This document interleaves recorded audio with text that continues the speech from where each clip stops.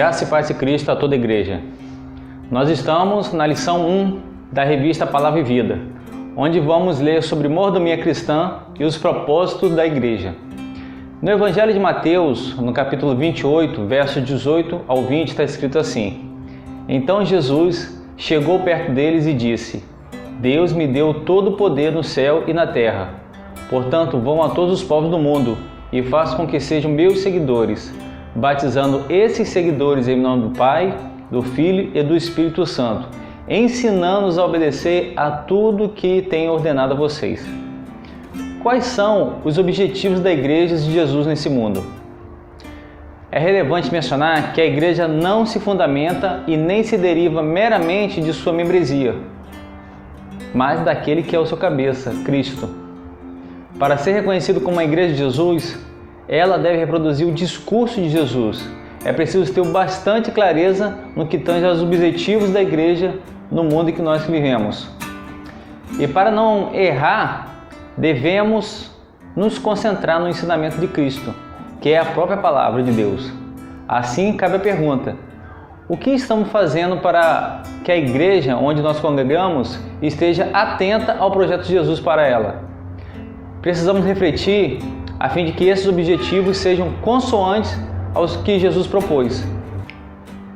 Vejamos alguns objetivos que devem permear as ações da igreja nas mais diversas áreas da atuação, por meio da sua comunidade local ou para além dela, com um propósito missionário.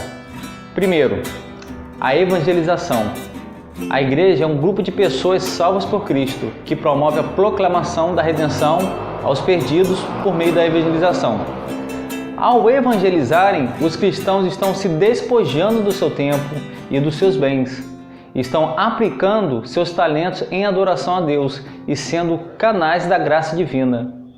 A evangelização dos perdidos é tarefa para todos na igreja e em todo o tempo. Com efeito, sem evangelização não há entusiasmo na igreja. Poder-se-á então até possuir uma bela estrutura, um belo santuário, mas sem o espírito evangelizador não há alegria.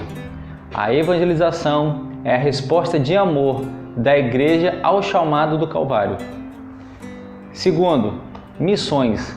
A igreja deve compreender a amplitude do seu compromisso com Cristo, bem como o seu papel de participar do propósito de Deus na expansão do Evangelho ao redor do mundo.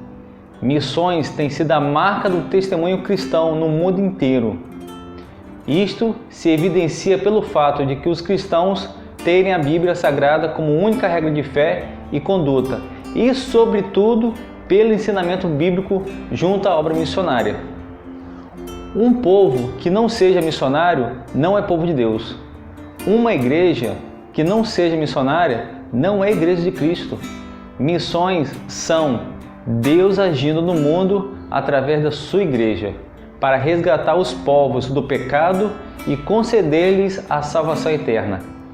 Terceiro, adoração.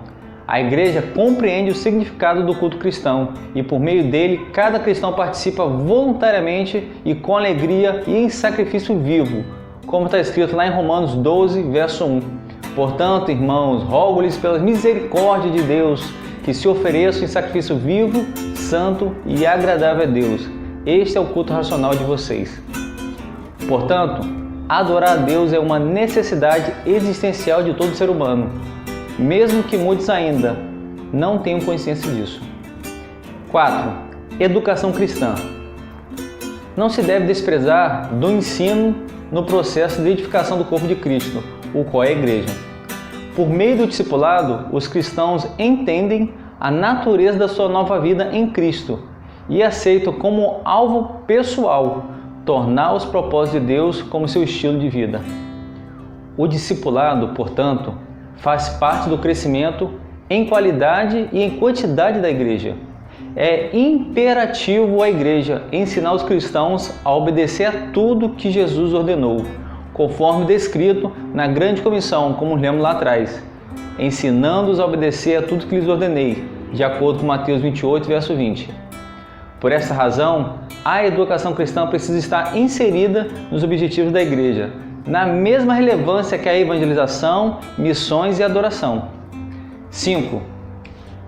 Comunhão. Os cristãos devem compreender a comunhão cristã como evidência de sua nova natureza, transformada pelo amor de Jesus, e a partir disso, refletir esse amor na prática do bem e da justiça e no seu dia a dia, em meio à sociedade na qual estamos inseridos.